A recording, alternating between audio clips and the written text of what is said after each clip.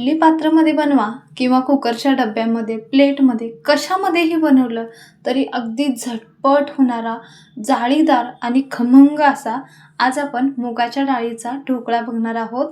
अगदी साधी सोपी रेसिपी आहे. ढोकळा फुगावा आणि लालसर होऊ नये याच्यासाठी काही छोटे टिप्स पण सांगितलेले आहेत.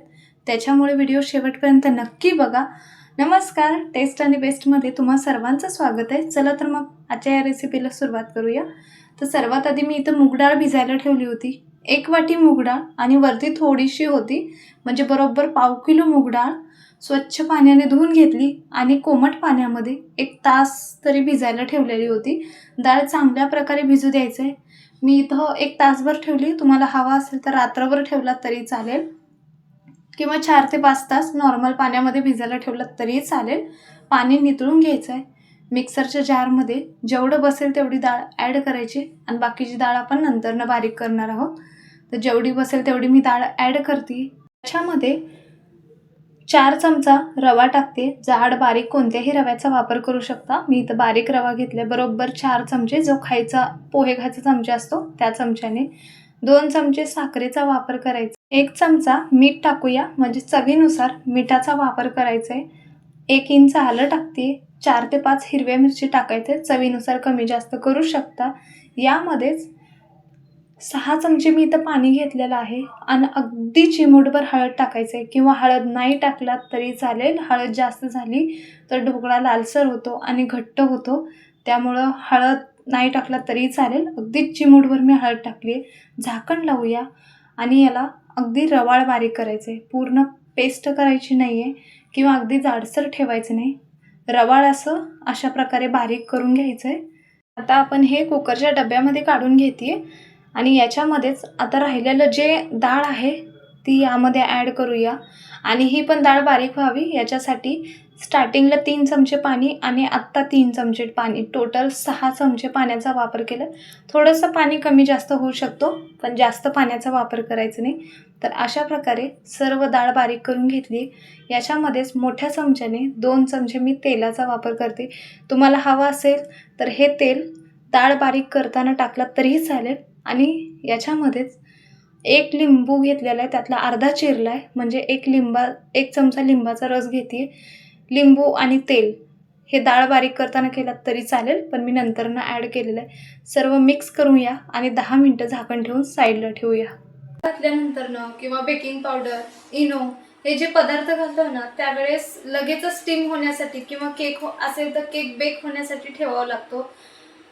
ढोकळा करताना ही खूप महत्त्वाची टिप्स आहे. तुम्ही प्लेटमध्ये लावा किंवा इडली स्टँडमध्ये लावा. केक जरी करत असेल तर लगे इनो असू दे, बेकिंग पावडर किंवा बेकिंग सोडा, हे जे ॲक्टिव्ह करणारे पदार्थ असतात ना, ते टाकल्या लगेचच आपल्याला बेक करण्यासाठी किंवा स्टीम करण्यासाठी ठेवायचं.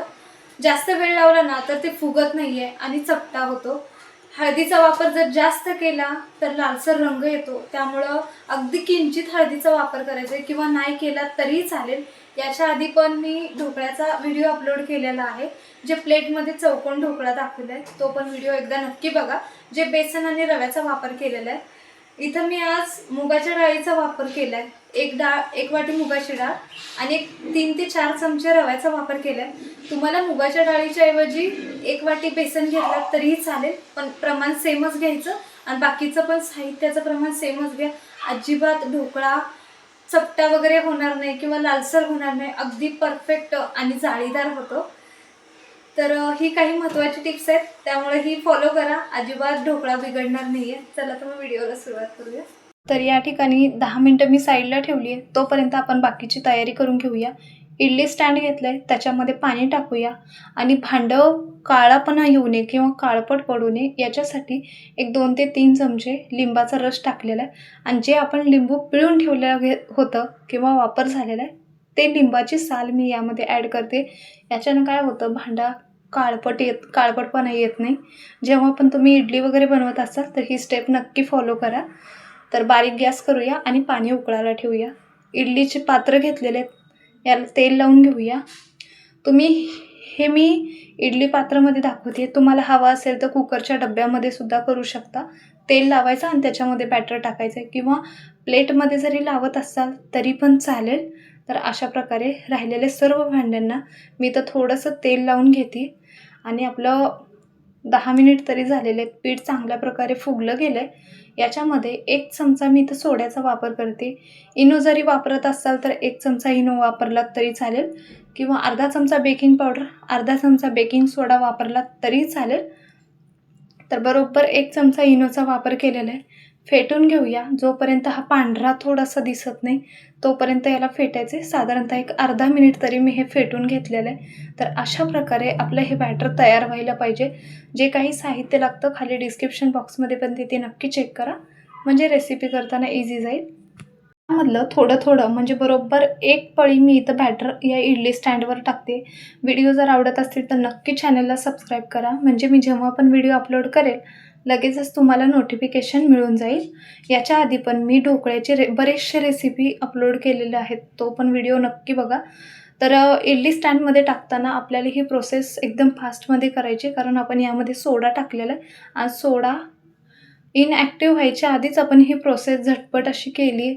पाणी पण उकळलेलं आहे. पटकन आपण हे इडली स्टँडमध्ये ठेवूया.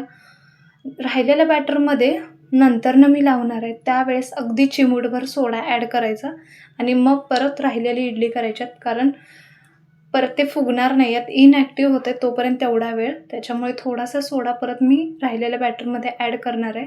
झाकण लावूया. गॅस मीडियमवरती करायचं आहे आणि एक 15 मिनटं तरी स्टीम करायला ठेवणार आहोत.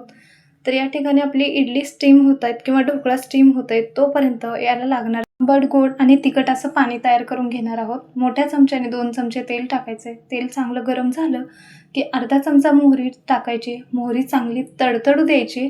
चवीनुसार मी तर 4 हिरवी मिरची उभे चिरून मधून 2-2 असे बारीक चिरून घेतल्यात. कढीपत्ता टाकायचा आहे आणि एखादा मिनिटभर परतून घेऊया याचा कच्चापणा जाईपर्यंत. हिरवी मिरची, कढीपत्ता, जिरे वगैरे किंवा मोहरी आपली तळली गेली की 2 चमचे साखर, साखरेचं प्रमाण तुम्ही कमी जास्त करू शकता. अर्धा चमचा हिंग टाकायचं आहे. हिंग पूर्णपणे ऑप्शनल आहे, पण त्याच्याने चवीला खूप छान लागते, त्याच्यामुळं वापर केला आहे. अर्धा चमचा मीठ वापर करूया. राहिलेला अर्धा लिंबू मी इथं पिळून घेते. टोटल आत्तापर्यंत आपण 1 पूर्ण लिंबाचा वापर केलेला आहे. मिक्स करून घ्यायचं आहे आणि याच्यामध्ये अर्धा ग्लास मी इथं पाण्याचा वापर करते आहे. पाण्याला उकळी येऊ द्यायची. उकळी आलं की गॅस बारीक करायचे आणि 4 ते 5 मिनटं हे पाणी चांगल्या प्रकारे उकळून घ्यायचे, म्हणजे छान अशी चव येते त्याला. 4 ते 5 मिनटं झालेले आहेत. गॅस बंद करते आणि हे पाणी आपल्याला कोमट व्हायला ठेवायचं आहे. थंड करायचं नाही किंवा जास्त गरम नाही, कोमट पाणी व्हायला ठेवून टाकायचं आहे. तर आपलं पाणी कोमट होतं आहे तोपर्यंत इडली पण चेक करूया. स्टार्टिंगचे 10 मिनटं अजिबात झाकण उघडायचं नाही, कारण त्यात हवा गेली तर इडली अजिबात फुगत नाही आहेत.